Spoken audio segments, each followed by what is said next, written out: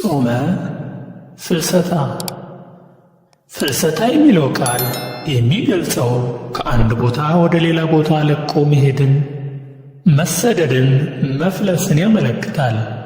ይህም የእመቤታችንን ሥጋ ከጌቴሰማኒ ወደ ገነት መፍለሱን በኋላም በገነት በዕፀ ሕይወት ሥር ከነበረበት መነሳቱን ለማመልከት ይነገራል። ጾመ ፍልሰታ እመቤታችን ቅድስት ድንግል ማርያም 64 ዓመት በዚች ምድር ኖራ እንደ አንድ ልጇ መሞቷን መነሳቷንና ማረጓን ያዩ ዘንድ ሐዋርያት የጾሙት ጾም ነው። ጾሙ ከነሐሴ 1 ቀን እስከ ነሐሴ 16 ቀን ሲጾም የኢትዮጵያ ኦርቶዶክስ ተዋሕዶ ቤተ ክርስቲያን በአዋጅ በደነገገቻቸው 7ቱ አጽዋማትም አንዱ ነው። ሃይማኖታዊ መሠረት። ሃይማኖታዊ መሠረቱ እመቤታችን ከአባቷ ከኢያቄምና ከእናቷ ከሐና ነሐሴ 7 ቀን ተጸንሳ ግንቦት 1 ቀን በናዝሬት ተወልዳለች። እመቤታችን በእናት አባቷ ቤት 3 ዓመት፣ በቤተ መቅደስ ደግሞ 12 ዓመት ከልጇ ከወዳጇ ከኢየሱስ ክርስቶስ ጋር ጠቅላላ 33 ዓመት ከ3 ወር እንዲሁም ከዮሐንስ ወልደ ዘብዴዎስ ሐዋርያው ዘንድ 14 ዓመት ከ9 ወር ቆይታ በ64 ዓመት ዕድሜዋ በ49 ዓመተ ምሕረት በዚህ ዓለም ከሞት ተለይታለች። የእመቤታችንን ስም የሚገልጹ የውዳሴ ጽሑፎችም በዕድሜዋ ልክ ተደርሰዋል። ለምሳሌ የውዳሴ ማርያም ቁጥር 64 ነው። የመልክዓ ማርያምም ቁጥር 64 ነው። ባረፈች ጊዜ ቅዱሳን ሐዋርያት ተሰብስበው አስከሬኗን ይዘው ወደ ጌቴሰማኒ መቃብር ለማሳረፍ ሲሄዱ አይሁዶች ለተንኰል አያርፉምና ተተናኰሏቸው። ቀድሞ ልጇ ሙቶ ተነሣ፣ አረገ እያሉ ሲያስቸግሩን ይኖራሉ። አሁን ደግሞ እሷ ተነሳች፣ አረገች ሊሉን አይደለም በማለት አይሁዶች ተሰባስበው አስከሬኗን ለማቃጠል ተተናኰሉ፣ ተከተሏቸውም። ሐዋርያትም በጨለማ እንዲሁም መንገድ አሳብረው እስኪመሽ ቆይተው ሰው በሌለበት ለመቅበር ሞከሩ። ሆኖም ግን እነሱ ይህን ነገር አስቀድመው ሰምተው ስለነበረ መንገድ ዘግተው አስከሬኗን ለማቃጠል ተነሱ። እግዚአብሔርም በተአምር ከእነዚያ አይሁዳውያን አድኗቸዋል። የእመቤታችንን አስከሬን ነጥቆ ከሐዋርያት ከቅዱስ ዮሐንስ ጋር በገነት በዕፀ ሕይወት ሥር አኑሮታል። ሐዋርያት በጨለማ ወስደው ከቀበሯት በኋላ ከዚህ በኋላ ሐዋርያት ሥጋዋን አግኝተው ይቀብሩት ዘንድ ባረፈች በ8ኛው ወር በነሐሴ 1 ጀምሮ እስከ ነሐሴ 14 ቀን ድረስ 2 ሱባዔ ይዘው በ14ኛው ቀን ሥጋዋን ከጌታ ተቀብለው በጸሎትና በምህላ በፍጹም ደስታ በጌቴሰማኒ አሳርፈዋታል። በሦስተኛውም ቀን ተነስታ ስታርግ ከእነሱ ወገን የሆነው ሐዋርያዊው ቅዱስ ቶማስ አይቷታል። እርሱም እንዲህ በቀብር ሥርዓቱ ጊዜም አልነበረም።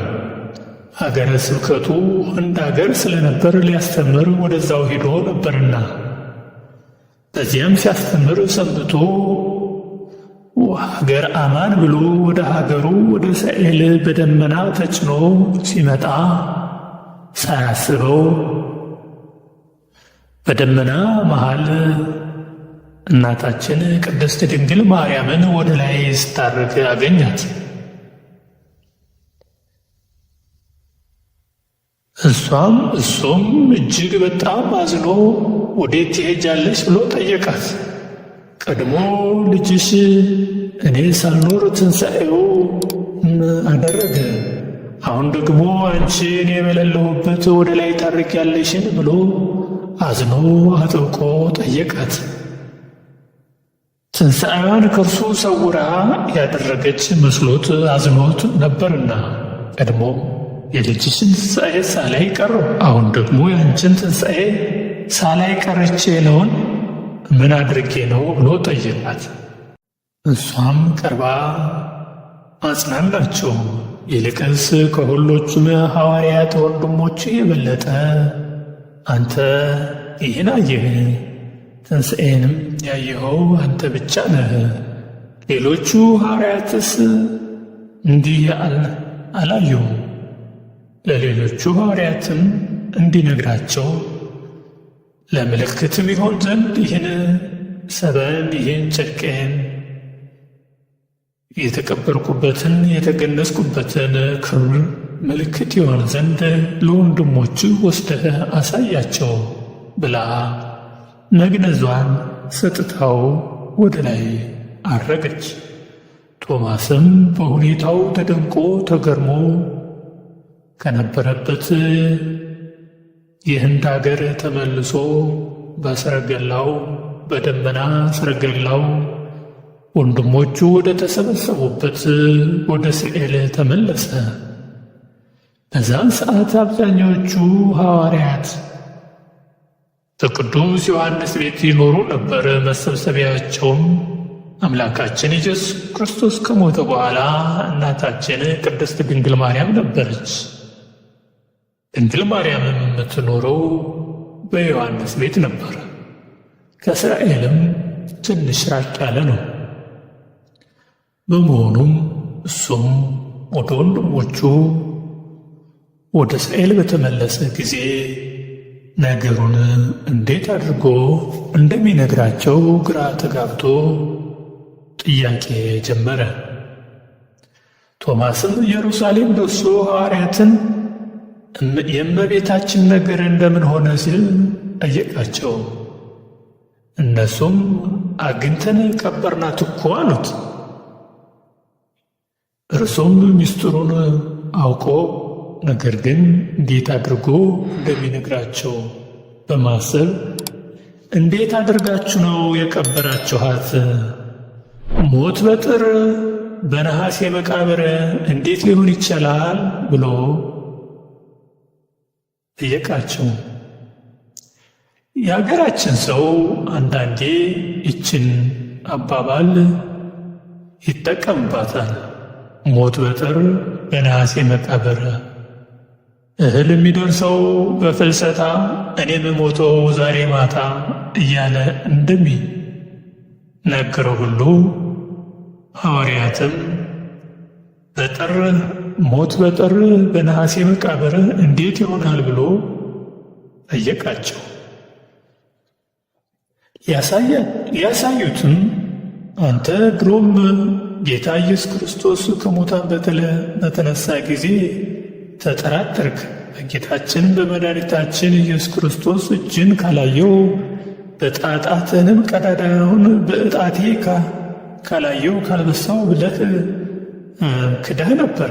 አሁን ደግሞ ያው ክህደትህ አሁንም ጀምረህ ብለው ጠየቁት።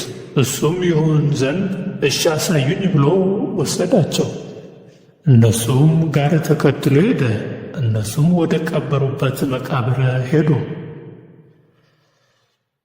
በመቃብሩ ዘንድ ሂደው ቢከፍቱትም መቃብሩ ባዶ ሆኖ አገኙት። እነሱም ሐዋርያቱም ተደናገጡ። ከዚህ በኋላ እርሱም አይዟችሁ፣ እኔማ አሁንም ትጠራጠሩኛላችሁ ብዬ እንጂ አስቀድሜ እሷስ ማድረጓን እኮ አውቅ ነበር፣ አግኝቻትም ነበር አሉት። እነሱም በመገረም እንዴት ሆኖ ብለው ጠየቁት። እሱም ከነበረበት ከሚያስተምርበት ሲመለስ በደመና ወደ ላይ ስታርግ አገኘኋት። ለምስክርም ይሆን ብላ የመግነዝ ጨርቋን ሰጠችን፣ ሰበኗን ሰጠችን።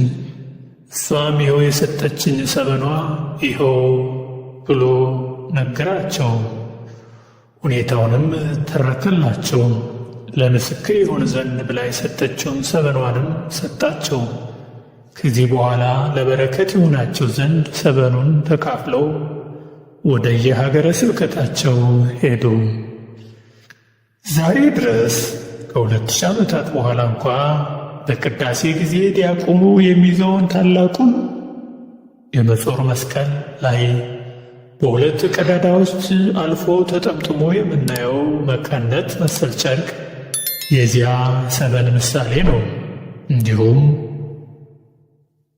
ቀሳውስት በመስቀላቸውን በትንሽ እራፊ ወይም በማረም ጨርቅ የሚይዙት የድንግል ማርያምን የሰበን ምልክት በማሰብ ነው።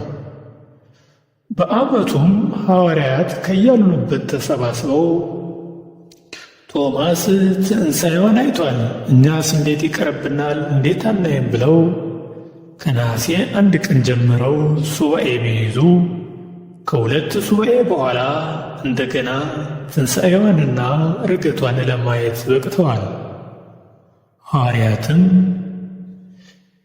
ሐዋርያት የሆነችው የኢትዮጵያ ኦርቶዶክስ ተዋሕዶ ቤተ ክርስቲያንም ምእመናኖቿን ከእመቤታችን በረከት እንዲያገኙ ይጾሙ ዘንድ ይህን ሐዋርያት የጾሙትን ጾም እንዲጾሙ አውጃለች። ምእመናንም በተለየ መልኩ በጾም፣ በጸሎት፣ በሱባኤ ጽሙድ ሆነው ይህን ወቅት ያሳልፋሉ። የእመቤታችን ትንሣኤ ድንገት እንደ እንግዳ ደራሽ እንደ ውሃ ፈሳሽ የተደረገ ሳይሆን በቅዱሳት መጻሕፍት በትንቢት የተነበየና የተገለጸ ነበረ።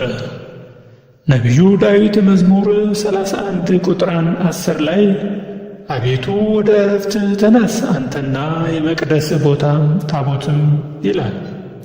በዚህ ምእመናን ወደምታሳርፍበት ወደ መንግሥተ ሰማያት የመቅደስ ታቦት ድንግል ማርያምን ይዘህ ተነስ አለ። ታቦት የጽላት ማርያም እንደሆነ ሁሉ እመቤታችንም ለክርስቶስ ማደሪያ በመሆኗ አማናዊት ታቦት ትባላለች። ንጉሥ ሰሎሞንም በመኃልየ ዘሰሎሞን ምዕራፍ 2 ቁጥር 10 ላይ ውዴ እንዲህ ብሎ ተናገረኝ፣ ወዳጄ ሆይ ተነሽ፣ ውበቴ ሆይ ነይ ብሏል። እዚህ ላይ ወዳጄ ውበቴ የተባለችው እመቤታችን ቅድስት ድንግል ማርያም ናትና ክቡር ዳዊት መዝሙር 35 ቁጥር 9 ላይ በወርቅ ልብስ ተጎናጽፋና ተሸፋፍና ንግሥቲቱ በቀኝህ ትቆማለች እንደሚል ልጁ ኢየሱስ ክርስቶስ ለዓለም ቤዛነት ከፈጸመ በኋላ ወደ ቀደመ ክብሩ እንዳረገ እመቤታችን ቅድስት ድንግል ማርያምም በቀኝ ትቀመጥ ዘንድ ተነሽ ነይ አላት። እንግዲህ ይህንና የመሰለውን ሁሉ ይዘን የእናታችን ዕረፍቷንና ትንሣኤዋን እንዘክራለን፣ እንመሰክራለን። አምላካችን የፍልሰታ ማርያምን ሱባኤ የፍቅር፣ የሰላም፣ የደስታ ሱባኤ ያድርግልን እያልን የእናታችን የቅድስት ድንግል በረከቷ ከሁላችን ጋር ይደር። በአገር ውስጥና በአገር ውጭ ያላችሁ ሁሉ ይችን ቀን በሰላም በፍቅር ታሳልፏት ዘንድ የሰላም የፍቅር ጊዜ ትሆንላችሁ። ጥያቄያችሁ የሚመለስበት፣ ችግራችሁ የሚፈታበት ይሆን ዘንድ የተባረከች ቀን ናትና